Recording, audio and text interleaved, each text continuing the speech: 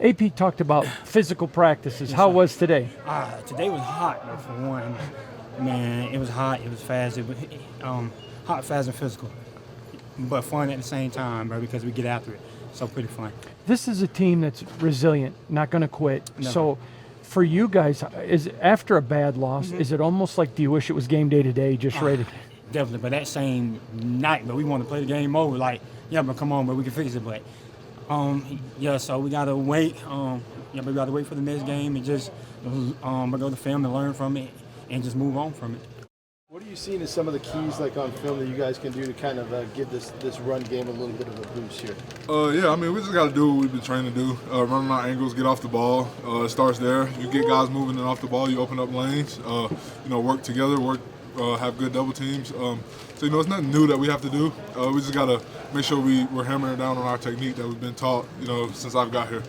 Thoughts on Myles Garrett, who I'm sure you've watched on Sundays, but now that you're watching game film and prepping for him, what does he give? Yeah, I mean, he's a great player.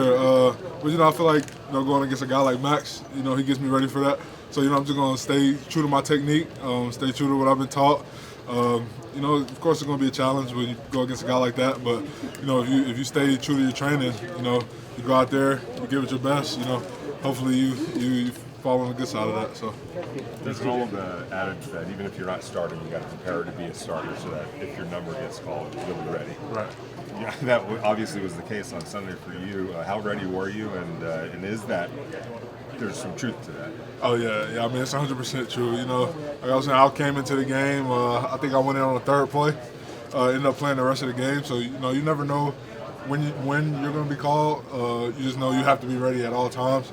Just staying locked into the mental part of it when you're not, getting 1,000, reps a day. Just staying sharp on the mental side of it, and then the reps you do get go 100% to stay ready. And like I said, the third play had to come in. I already saw the stuff. I already been taking notes on it, just replaying it in my mind. So just came in ready and prepared. Was it moving a million miles a minute, or were you prepared for it to actually be able to slow down?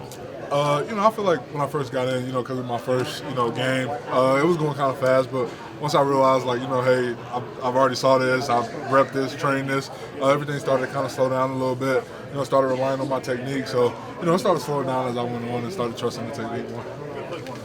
You watch back the film, how do you think you did do, just some things that you feel like you could improve on, but also things that you felt like you did well in the moment? Yeah, I mean, I feel like I did well, coming in, getting off the ball, kind of trying to provide a little juice to the guys, kind of staying true to myself and my pass pro. At times there were a couple things, I got a little knocked back, but just working on, countering the power, staying true to myself, staying inside out, making guys run wide instead of letting them, push the pocket. So, there's always things you can work on, but I feel like, overall I did well. There was another rookie who was also on the field with you for a couple of snaps, Jackson Powers Johnson. Can you just talk about your relationship with him so far throughout this whole process and how he did as well? Yeah, I mean, you can kind of see when he came in, he was like an energy guy, chasing after the ball, just running. We feed off of that stuff. A guy like that who can come in and just provide that kind of spark, you want to be around that. So, just seeing that, we played beside each other a little bit. So, just the communication, he helped me stay clean on some stuff, just working together. I mean, it was huge. It was huge to be in there with him, kind of share that and feed off his energy. You've gotten a lot of time. That's, to your credit, you've worked your way on the field. How much will that help you be able to transition to being now a starter? I mean, it's everything. Experience in this game is everything. So, being able to be confident, comfortable out there, it's everything. You had to kind of come up the hard way as an unrestricted or an undrafted free agent, and I think you had a regional workout here. Yes, sir. You didn't go to the combine. If you could go back to that time, what were your goals? What were your objectives at that point? It's kind of crazy, man. Just coming to the pro day here, and I remember just sitting down, looking up at the lights on the turf, and kind of just picturing myself here, and just fortunate to be here and blessed to be here. Honestly, so happy to be here and ready to get this thing going. Is that an example of stick with it? It might not, the road might not be as straight and narrow, but there is a road available. No, absolutely. I mean, I'm a big believer in staying down for the crown and kind of just, it's a bunch of different paths to the same destination. You and Trayvon obviously have a great relationship. How do you think that dynamic works now? I mean, it's helpful that we like each other. You know, that we're cool with each other. So I mean, we see the same things, we talk the same language. So us being on the same page is going to help everybody in the back end.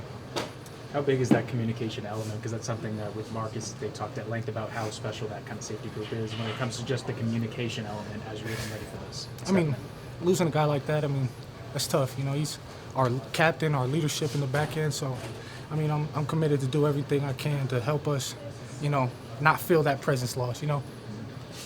Do you feel like the energy's good in the building to bounce back against Cleveland this Sunday? For sure, 100%. I mean, you know, it's like, you know, it's one of those losses, yeah, we wish, you know, we didn't have, but at the end of the day, it's a long season. It was only week 3, you know what I mean? So it's not, doesn't, you know, you kind of have a salty taste, but that's the beauty of it. You get to go back out there this week and you have the opportunity to change that. So I think that's what we're looking forward to doing, and that's why we, you know, got back out there and passed today, and, you know, kind of going through things that we need to do throughout the week, and hopefully hoping for good results. Passing as a whole kind of is down around the league. Do you find that defenses are maybe playing more differently with like 2 safeties back? And how tough is it to get kind of that deep ball threat with the way teams are playing around the league now? Yeah, I mean, if you ask any DB, I think the first thing they don't want to do is get beat deep. You know, I think obviously defensive coordinators are thinking the same thing. You know, kind of, you know, make them throw it short and come up and tackle. You know, make them earn all the little short yards. But you can't just give up, you know, one play pass that's 50 yards or whatever it may be, because that's half the field, and you know that's explosive that I think a lot of people are trying to, you know, eliminate. So definitely, I think for sure. I mean, each you know, team you play, some defenses are similar and some are the same. But I think if you ask any DB, safety, whatever it is, they don't want to give up anything deep. Do you feel like it's more of a thing where trying to get the deep ball as a result of that is more of scheme, or something that you have to like take into your hands personally in order to make that big play happen?